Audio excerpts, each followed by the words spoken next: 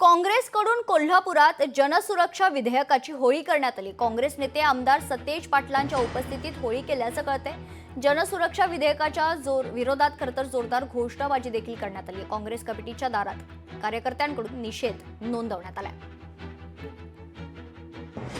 जनसुरक्षा विधेयकामध्ये काही सूचना आम्ही सांगितल्या होत्या, त्याची अंमलबजावणी झाली नाही। विधान परिषदमध्ये ज्यावेळी आलं त्यावेळी आम्ही डिसेंट नोट देऊन हे विधेयक रद्द करा अशी भूमिका मांडली। केंद्राचा कायदा स्ट्रॉंग करा अशी आम्ही भूमिका मांडली होती।